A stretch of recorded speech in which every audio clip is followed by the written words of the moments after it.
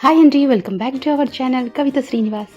ఈరోజు రెసిపీ వచ్చేసి prawns drum sticks curry అండి.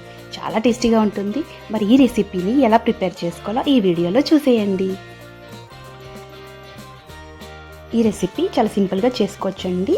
చక్కగా రైస్తో, పుల్కాస్తో, చపాతీస్తో కూడా చాలా బాగుంటుంది. మరి స్టెప్ బై స్టెప్ ఇప్పుడు ఈ వీడియోలో చూసేద్దాం. అరకిలో చక్కగా క్లీన్ చేసుకున్న రొయ్యలండి. అంతా క్లీన్ చేసిన తర్వాత ఇప్పుడు స్టవ్ వెలిగించుకొని ప్యాన్ పెట్టేసుకోవాలి.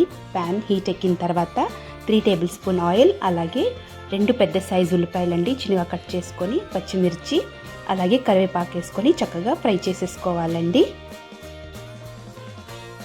ఉల్లిపాయలు వేగిన తర్వాత అండి ఇప్పుడు 1 టీ స్పూన్ పసుపుని యాడ్ చేసుకోవాలి. అలాగే 2 టేబుల్ స్పూన్ కారం పొడి, అలాగే 2 టేబుల్ స్పూన్ ధనియాల పొడి, 1 టీ స్పూన్ వేయించుకున్న జీలకర్ర పొడి అండి. వేయించుకున్న జీలకర్ర పొడి వేసుకుంటే టేస్ట్ బాగుంటుంది. అలాగే 1 టేబుల్ స్పూన్ అల్లం వెల్లుల్లి పేస్ట్ యాడ్ చేసుకోవాలి. ఫ్రై అయిన తర్వాత ఇప్పుడు పక్కన పెట్టుకున్న క్లీన్ చేసుకున్న రొయ్యలు ఏవైతే ఉందో రొయ్యలతో పాటు కాస్తంత మునక్కాడలు అండి. మునక్కాడలు రొయ్యలు కాంబినేషన్ చాలా బాగుంటుంది. కలిపిన తర్వాత ఇప్పుడు సాల్ట్ని యాడ్ చేసేసుకోవాలి. అంతా కలిపిన తర్వాత అండి మీడియం ఫ్లేమ్లోనే 15 నిమిషాల వరకు మూత పెట్టి కుక్ చేసుకోవాలండి. ఇప్పుడు 3 పెద్ద సైజ్ టమాటో అండి మిక్సీ గ్రైండింగ్ చేసుకొని ఆ పేస్ట్ కూడా యాడ్ చేసేసుకోవాలి. సో ఒకసారి బాగా కలుపుకోవాలండి.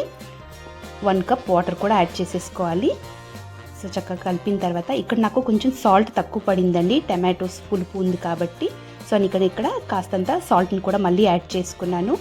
ఇప్పుడు మళ్ళీ మూత పెట్టి ఒక 10 మినిట్స్ వరకు కుక్ చేసుకుంటే చక్కగా కర్రీ అంది రెడీ అయిపోతుందండి. ములక్కాడలు రొయ్యలు కూడా చక్కగా కుక్ అయిపోయింది.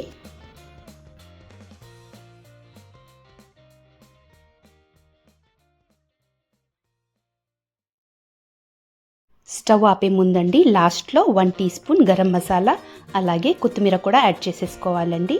ఎంతో టేస్టీగా ఉండే రొయ్యలు మునక్కాడ కర్రీ అంది రెడీ అయిపోతుందండి. సో మరి నేను చేసిన ఈ రెసిపీ మీకు ఎలా అనిపించిందో నాకు కామెంట్ చేయడం మాత్రం మర్చిపోద్దండి. Thank you.